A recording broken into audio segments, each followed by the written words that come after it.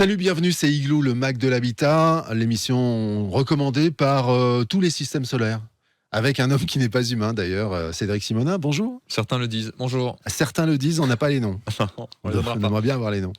Aujourd'hui, on reçoit Justin Vogel. Bonjour, soyez le bienvenu. Bonjour. Vous êtes le maire de Truchtersheim depuis 1995, ça fait 6 mandats. Truche, pour les intimes, ce n'est pas votre nom à vous, mais le nom de votre ville. Une commune de 3000 habitants, sa place du marché, son Mestis, son club de handball, super connu, son Super U également.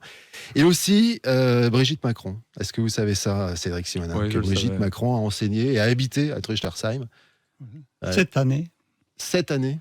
Mais c'était déjà sous... Non. Ah non, c'était bien avant. Parce qu'elle a 103 ans à peu près. Là, on va vraiment avoir des emmerdes. Ouais, je sais. Bon, alors on parle de Truchtersheim, cette petite ville, mais qui a un avenir certain. On va en parler avec monsieur le maire, Cédric Simonin, a préparé plein de questions pour vous. Alors, un avenir certain, c'est certain. Bravo, Eric. Truchtersheim, elle a été surnommée par certains journalistes le Petit Monaco. Alors, qu'est-ce qui rend Truchtersheim si unique et si influente, malgré sa proximité avec, avec une métropole comme Strasbourg? Comment cette petite ville devenue un modèle de développement rural, fusionnant harmonieusement entre tradition et innovation, respect de l'environnement et dynamisme économique? Belle introduction déjà. Magnifique. Alors, vous avez pris beaucoup là, j'imagine. Ouais, je comme Truchtersheim, on est diffusé partout en France. Tout le monde ne connaît pas Truchtersheim. Est-ce que, monsieur le maire, pouvez nous la situer en quelques mots? Oui, Truchtersheim est un bourg-centre de 3000 habitants, mais c'est également une commune nouvelle de 4500 habitants, située à 15 km à l'ouest de Strasbourg, sur les premières collines du Korsberg, forte aujourd'hui d'à peu près 33 villages qui travaillent un peu avec ce bourg-centre qui est Truchtersheim. Comme vous l'avez dit, Truchtersheim a une qualité de vie, un cadre de vie qui font aujourd'hui sa réputation à telle enseigne que le magazine L'Express ou même le Figaro en ont fait un article et l'ont qualifié du cursus honorum de Petit Monaco de la région strasbourgeoise. Mais rassurez-vous, on ne m'appelle pas Monseigneur, du moins pas encore. Alors pourquoi Truchtersheim a cette qualité de vie? Parce que tout simplement on y trouve tout. On a des infrastructures où vous pouvez pratiquer pratiquement tous les sports possibles et imaginables. On a une école de musique de 500 élèves, vous pouvez apprendre 23 instruments de musique. On a une médiathèque avec 90 000 ouvrages. On a un parcours de santé, un parc éco-pédagogique et comme dit, des commerces de très bonne qualité, une maison médicale, une maison de retraite, une maison de seniors, et puis un pôle culturel, un musée, voilà. Enfin, disons, à Truche, on trouve tout à 15 km de Strasbourg. Donc c'est vrai que c'est une ville extrêmement attractive. Alors là, on est dans cette émission qui s'appelle Igloo, sur la thématique de l'habitat. Ce qui nous intéressait, avec votre témoignage, c'est la vision d'un maire, comment cette ville, depuis toutes ces années, a été développée.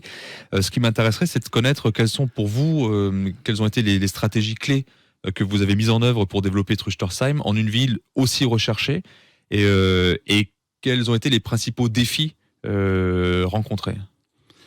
Alors, tout d'abord, on a essayé de faire comprendre dans les années 2000 à nos concitoyens que Truchtersheim, en tant que bourg-centre situé à quelques kilomètres de Strasbourg, ne pouvait pas se contenter d'être juste un village agricole. Et donc, nous avons réussi à leur faire comprendre que c'est un bourg-centre qui était apte à se développer de façon à attirer, une population un peu privilégiée de Strasbourg. Et petit à petit, l'idée a fait son effet et nous avons réussi à créer, je crois, une force en marche qui allait dans ce sens. Et c'est ainsi que nous avons réussi à créer un village qui à la fois a préservé son âme avec l'ancien village, où nous avons sauvegardé les maisons alsaciennes, les très belles fermes qu'on a et les maisons de maîtres. Et puis à l'extérieur du village, nous l'avons développé en laissant beaucoup de liberté aux architectes. C'est ainsi que nous avons plusieurs lotissements à toit plat. Mais nous avons aussi beaucoup soigné, l'architecture de nos bâtiments publics en essayant toujours d'avoir une architecture un peu contemporaine qui donne une modernité au village. On va en reparler tout à l'heure. Ça m'intéresserait maintenant de connaître C'est votre 6e mandat, si je ne dis pas de bêtises. Comment vous avez abordé la planification et l'urbanisme pour maintenir cet équilibre justement dont vous venez de parler entre développement moderne et puis charme traditionnel de Truchtersheim? Tout d'abord, c'était aussi sur l'impulsion du Scoters. On nous a demandé de participer à la création de logements pour tout ce qui relève du schéma directeur de la région strasbourgeoise. Aujourd'hui, si vous voulez, à Strasbourg, il faut à peu près créer chaque année 4000 logements. Et donc, nous avons fait une répartition entre la ville de Strasbourg qui doit en créer 1200, l'Eurométropole 1800, et le reste, c'est la couronne strasbourgeoise, avec les communautés de communes autour de Strasbourg. Et donc, chaque année, on s'est engagé au niveau du Kornsberg à créer à peu près 200 logements et sur Truchtersheim à peu près une centaine par année. Et c'est comme ça que petit à petit, le village s'est développé.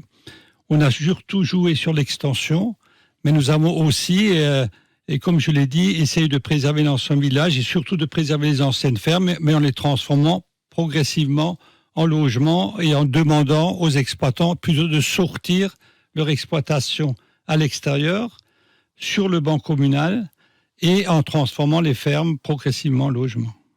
Mais lorsque, dans les années 2000, vous commencez ce mandat, vous êtes obligé de voir loin par rapport à votre vision de l'urbanisme. C'est ça qui est intéressant, parce que, je ne veux pas vous cirer les pompes, mais c'est pas courant d'avoir des élus qui arrivent à voir aussi loin.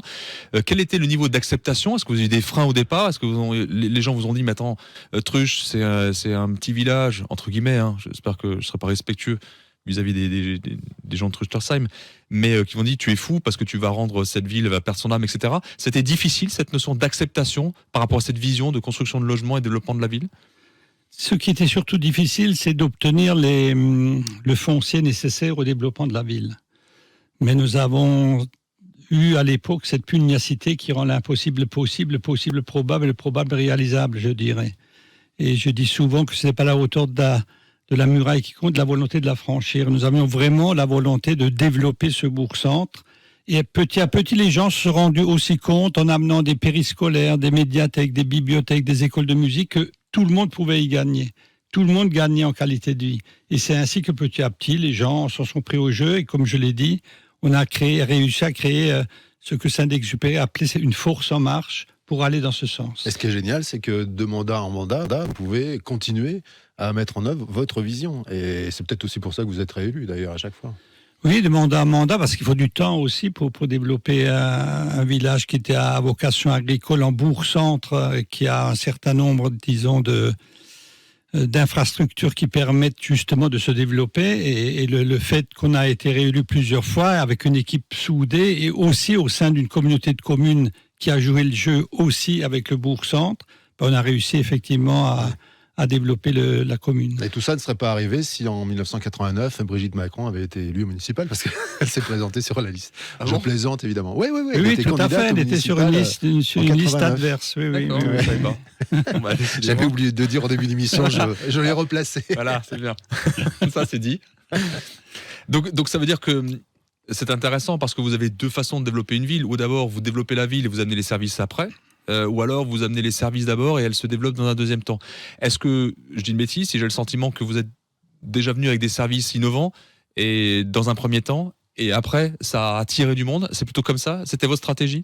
Tout à fait, oui. Bon, il faut aussi dire que les premiers urbains qui sont arrivés nous ont également poussé à développer un certain nombre de services, mais après c'est vrai que petit à petit c'est devenu presque une mode d'habiter à Truchtersheim pour une certaine clientèle privilégiée, et c'est ainsi qu'on s'est développé progressivement. Mais c'est vrai qu'on avait toujours un peu d'avance au niveau des services proposés.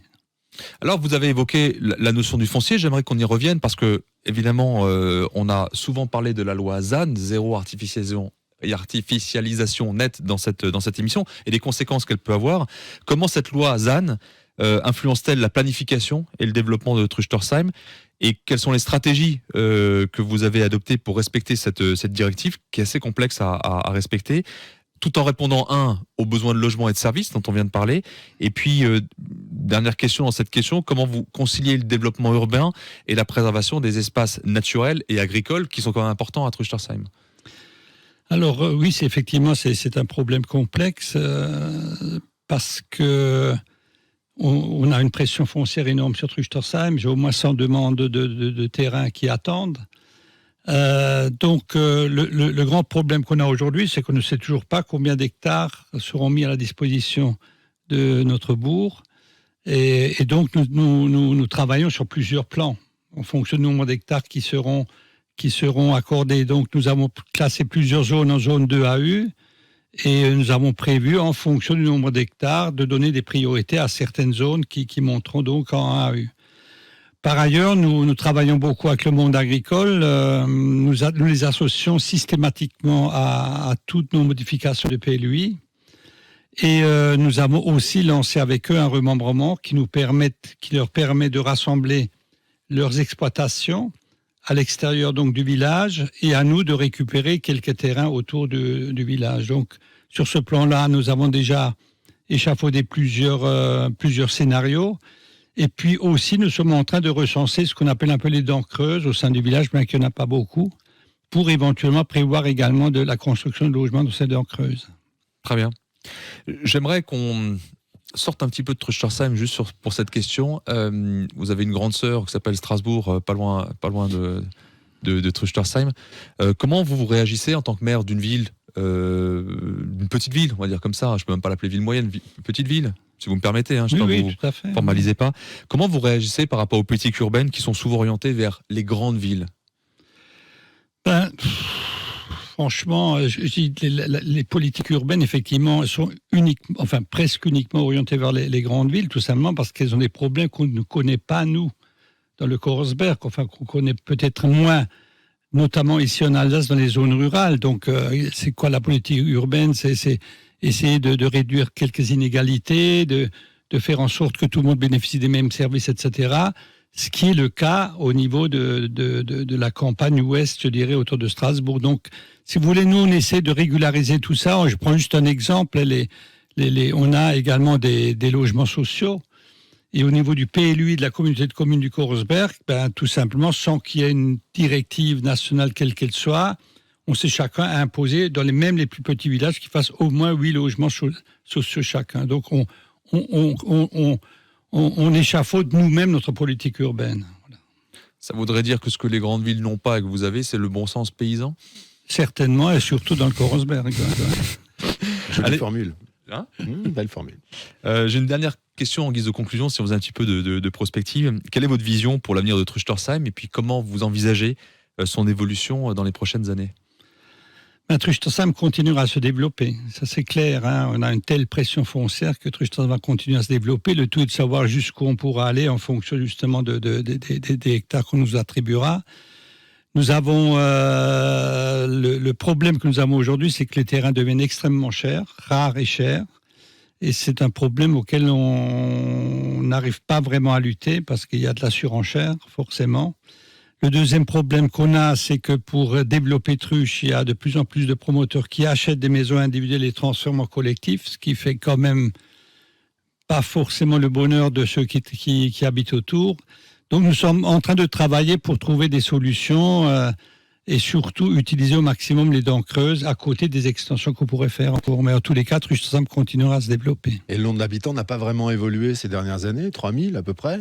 Dans l'idéal, oui. Il faudrait qu'il y ait combien d'habitants pour que vous soyez très heureux à Truchtersheim ? Au maximum, parce qu'il ne faut pas... Le maximum, c'est-à-dire on se fixe aujourd'hui moins de 5000, quoi. Voilà. Ouais, de toute façon, il faut rester à moins de 5000. Rester sur la barrière des 5000. Mais entre 3000 et 5000, il y a...